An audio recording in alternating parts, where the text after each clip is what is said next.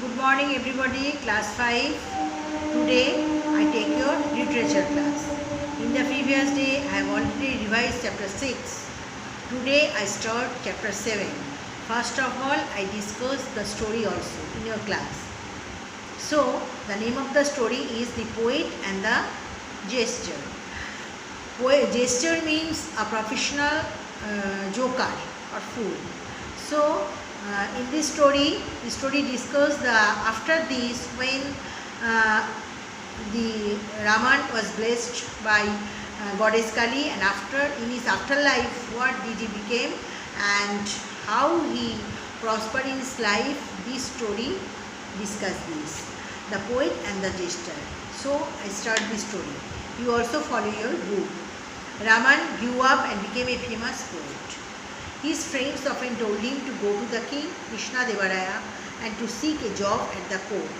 The king would pay him well and look after him, because in his court there were many wise and skillful people and they were all looked after well. That is, Raman's friends told him to go to the Krishna Devaraya's court, and then the king, if he would get a job in the king's court, he would pay him well and look after him, because in his court there were many wise and skillful people, and Raman was also wise and great poet, so he also get a great place in the court of Krishna Devaraya. Raman or Tenali Raman, why he called Tenali? Because he lived in a place named Tenali, so he was called Tenali Raman. Raman or Tenali Raman, as he was now called, thought that this was an excellent idea. However, he did not know how he could get into the court of the king. Then he did not get any way how he entered the court of the king. Then one day a man called Thachari, who was very close to the king, came to a place near Tenali. Raman's friends told him about this man. So Thachari was very close to Krishna Devaraya. So his friends told him about Thachari and they called him to go near him. Go and see him, they urged. He will surely be of some help. Raman hurried to the nearby village and found Thachari. He begged for an audience with him, and when Thachari heard it was the famous poet, he readily agreed to see Tenali Raman. So when Tenali Raman came close to him, he thought that he went to Thachari and requested him to get a chance to enter the court of the king. And Tenali Thachari heard it that Raman was a great poet, so he was very curious, he was very interested to go to him. And he readily agreed to see Tenali Raman. Raman came before Thachari and was careful to be polite. He did not want to upset the man with his jokes or sharp comments. Instead, he read out some of his poems.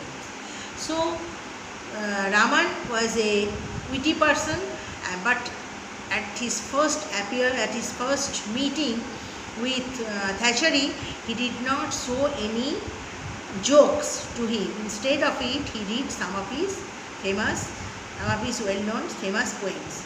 Thachari was most impressed. Hearing the poems of Thachari, hearing the poems of Tenali Raman, Thachari was very impressed, influenced. What a fine way you have with the words, young man, he said. They are fine poems. You must come along and read them to the king. Raman thanked Thachari most gratefully. Yes, indeed, continued Thachari, and then added rather grandly and much to Raman's disappointments. I shall try and remember to send for you one of these days. Raman returned to Tenali. He hoped that Thachari would remember to call him, but the weeks rolled on. Still there was no news from Thachari. So Thachari, hearing the poems of Tenali Raman, Thachari was most impressed, and he gave him word that he tried his best to give a chance to meet with the king Krishna Devaraya to Tenali Raman. But Raman has a great return to Tenali. Raman returned to Tenali. He hoped that one day Thachari would meet him to the king Krishna Devaraya. But weeks going on, rolled on, but there was no news from Thachari. Raman became impatient. One day he picked up his poems and personal belongings and along with his family set off for Vijayanagaram capital. And so, hearing no news from a long period of time, Raman was from Techari, Raman was very upset. So one day he was very impatient and packed his personal belongings and some poems. He set off to Vijayanagaram, the capital.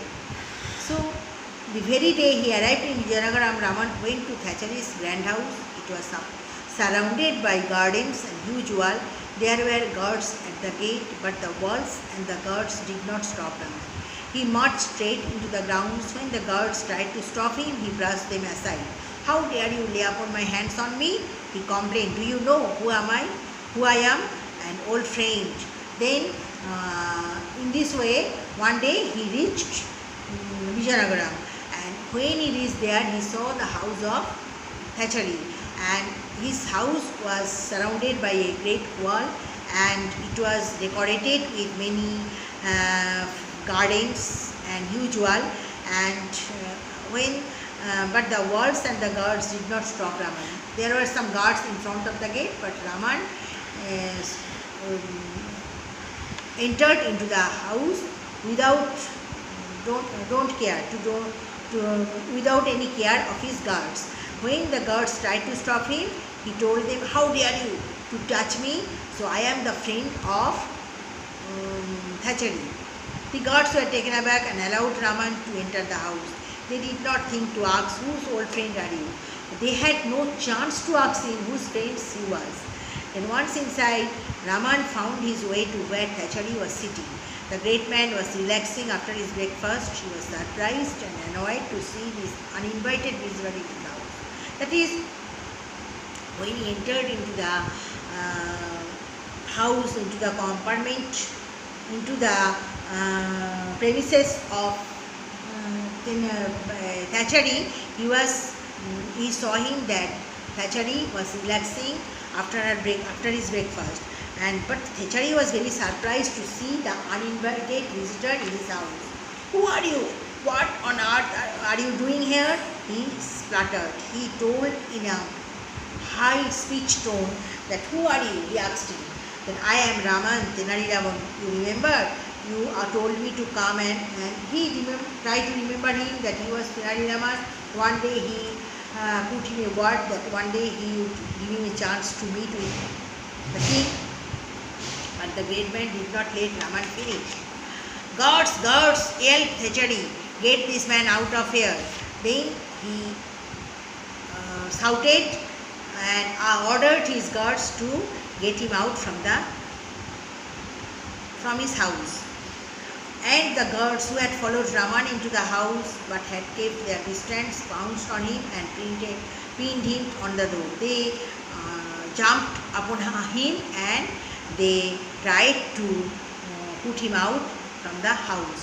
"Tenali Raman, indeed, this is Vijayanagaram, not Tenali," said Thachari, as the guards bundled poor Raman out onto the street. They fell him on the street, the guards of Thachari. Raman sat in the street feeling very sore. He made up his mind to get even with the king's friend.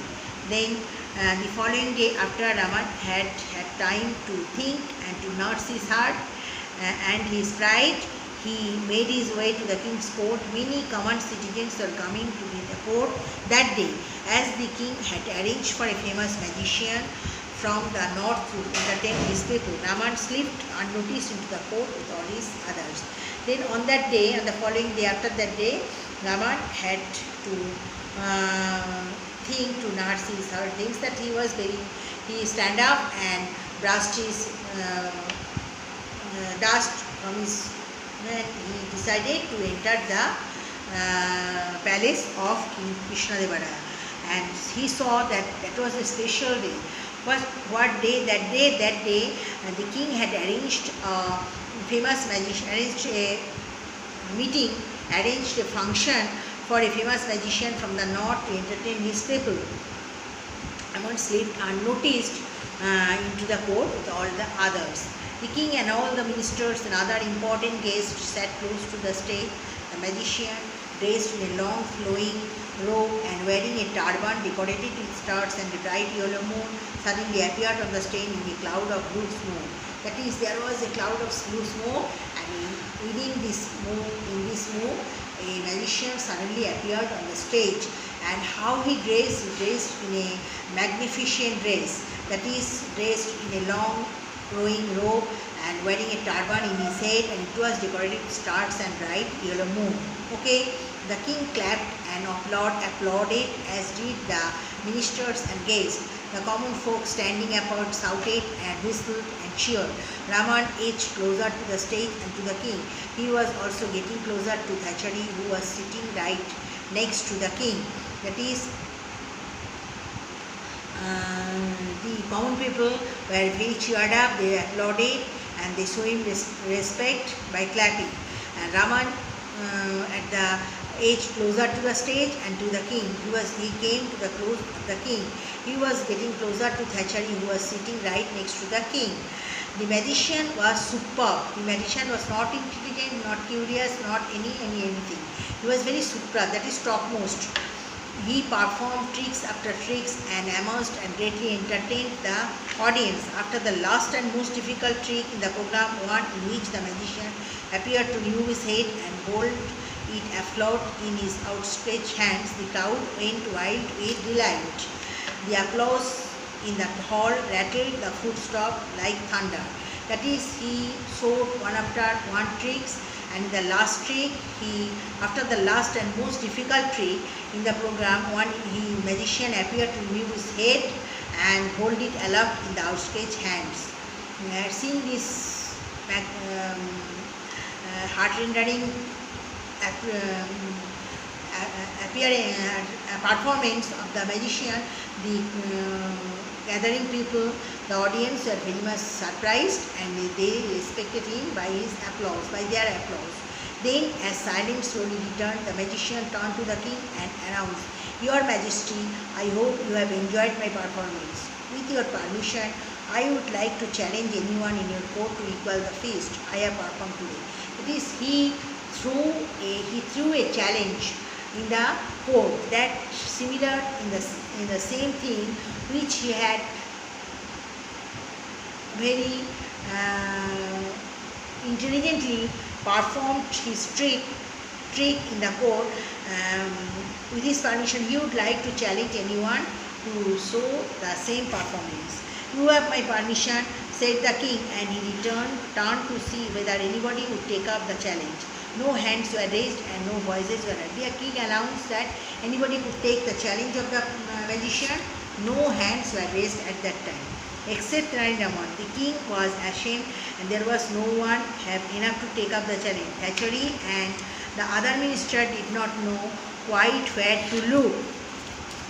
Then there was a buzz of excitement in the hall as Raman pushed his way in the front of saying, make way, let me through." Raman stepped into the stage and bowed to the king. "Your Majesty," he said, "with your permission, I would like to take up the challenge. I have better tricks up my sleeve than he could ever dream of." Then, except Tenali, no hands were raised. At last, Tenali accepted this challenge. The king was encouraged by Raman's words. Nobody else had stepped forward, so these brave souls must have some good tricks to perform. Otherwise, the king and his kingdom would be laughed at for evermore. "Please continue, young man," said the king. The king was very much astonished, and he was very much pleased that no hands except Thachari, no hands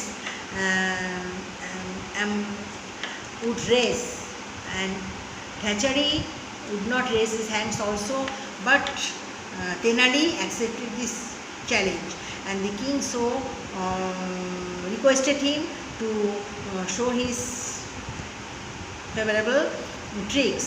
"I first need some for the trick, Your Majesty, and so I'd like to ask one of your servants to face something for me." So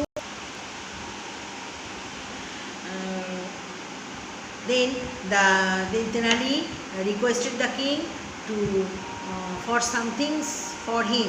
So he told the king that he would like to ask one of his servants to face something for him. And then the king was allowed somebody to give his things, and now today I revised in this portion, the half portion of the story, and next day I will discuss the other halves of the story and give you some word meanings and questions also. Today I revised in this portion, half of the portion of the story. Okay, thank you.